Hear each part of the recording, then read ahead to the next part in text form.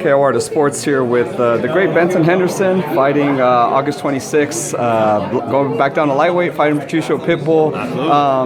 You're one of the few guys that kind of makes a seamless transition in between weight classes, and obviously 170 is 15 pounds heavier than 155, but you don't look chubby or anything at 170. Like what is that like, kind of going back down now to 155? Well, to actually gain that much muscle size, it takes years. It's not like guys, I'm gonna change weight class, I'm gonna put on 20 pounds of muscle in 2 months. You're putting on 20 pounds of muscle in 2 months, you're doing something that's a little bit suspect. But it takes years. So when I first started talking about 70, I knew it was going to be a process to build myself into a legitimate, good size 70-pound body, 70-pound frame. But I knew at the same time that the option, the realisticness of dropping back down to 55 was there. So I didn't want to get too big or too to where 55 was impossible.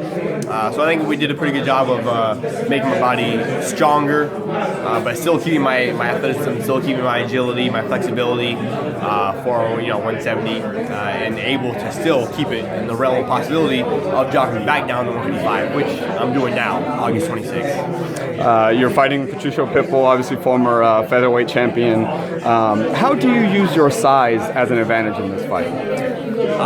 For me, at 155, there's always pros and cons to fighting 155. Those pros and cons to fighting at 170. At 155, I think I have to instill my will a little bit more. At 170, I have to be maybe a little more of a counter, a little bit more elusive, however you want to word it. But at 155, I think I can be. I had a lot of success, my career with instilling my will, going out there and being the larger opponent, being a little more physical. So for this fight, that's exactly what I need to go do. Is there anything in particular about Patricio that you kind of going into this field, like you need to kind of keep an eye out for, kind of watch to make sure you don't get caught with certain things? Specifically, I don't think there's too much I need to look out for. Obviously, he has some power in his hands at 145. We'll see how the power translates over at 155. But I think the biggest thing is not like a physical tools or a skill set that he has, but it's his mental game. He's a veteran. He's a former champion with a ton of cage time, a ton of cage experience. He knows how to get hit, be wobbly, clear his head, clear the cobwebs, and come back stronger. That veteranness, being able to rely and use the experience that he's had through the years, that's really hard to deal with. That's really hard to do as a fighter. So for me, I'd say most concerned probably about that.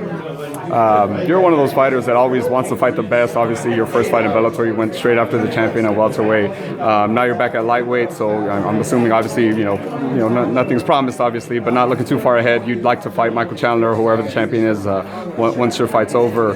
How important to your legacy is it to become the Bellator lightweight champion, being that you'd be the only fighter ever to be WEC, UFC, and Bellator champion? I wasn't too big on the idea of, first of all, after I beat up Patricio, I'm beating up Chandler. Done. Secondly, back to the belt thing, I wasn't too concerned. I just worry about fights and getting my hand raised and having my best performance and doing what's best for me and all that sort of stuff. So I'm really too concerned about the stuff that comes afterwards. Oh, this, oh, that. The certain stipulations or what the added extras on top of a fight. I don't really ever concern myself with that. But I will say, especially with the loss to Andre and how it went down and yada yada yada. I want a third belt. I'm gonna go get a third belt. So Chandler, I'm sorry. Switching gears a little bit, some high-profile fighters recently, Jon Jones, Brock Lesnar, obviously tested positive for PEDs. What's your take on that? Going on in your sport right now? All the guys doing steroids, performance-enhancing drugs. At the very least, be smart enough not to get caught. Goodness, seriously, it's not. There are a few guys who are all no steroids, no performance-enhancing drugs, but you're using drugs. We know you're using performance-enhancing drugs. You're getting some of the good stuff, and they're smart enough not to get caught. At least be smart enough not to get caught. So I don't know. It is what it is. But if you do drugs, it tarnishes your whole legacy. Everything you've ever done, everything you've ever accomplished in the sport is going to have an asterisk next to it. defend the belt this many times, knock this guy out, submit these guys, and do this and do that. Everything you've ever done is going to be suspect. You're going to have an asterisk next to it. Is that worth it? To me, that's crazy. To me, I don't get it. I don't understand it.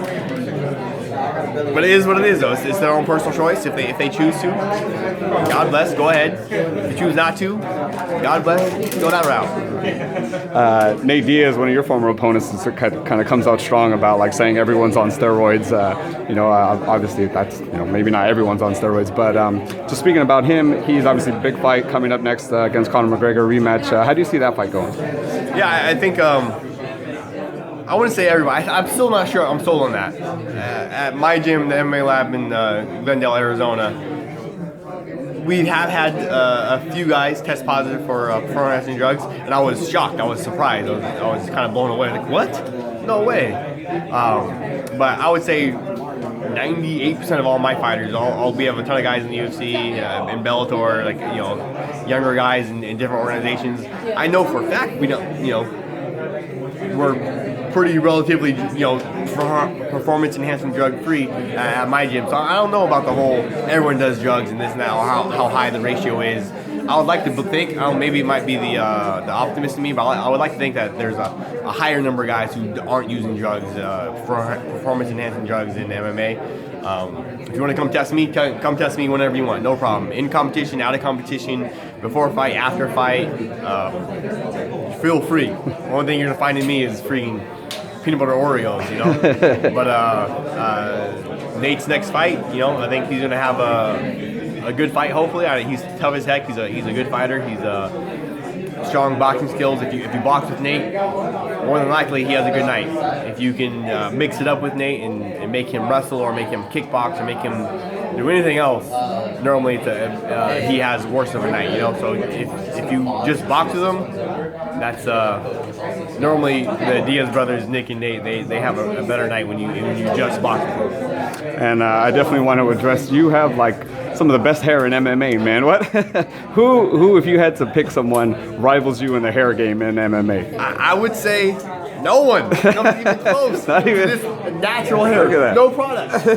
Nothing. No juice and berries. I hop on the shower. I do this, and I'm good. So I would say nobody, but I'm biased too. So what? You're actually one of the few guys too that has long hair, and you never braid it, you never corn roll it. Why is that? Because I see you kind of still moving it kind of during the fight. Why don't you? Because that's what I do in practice. When I have practice, I don't. It'd be a pain in the butt to have to always corner or always do this or do that and fix it up and make it nice and just stay out of your way for practice. So I just practice, however I have it out. Sometimes I have it down, sometimes I have it in a bun, sometimes I just let it out, whatever. But however you practice should be the way you compete. So if I don't practice with corner roll all the time, why would I go into the fight and into the competition with the corner roll? So I'm used to it. I do it every single day. I'm used to getting punched into wiping away my hair out of my eyes, so I'm used to it. So it's not a big distraction for me because I do it every single day. Well, hey, sir, thanks a lot for the time. Really, really appreciate it. And best of luck August 26th, man. Thank you, man. Thank you. Thank you, brother.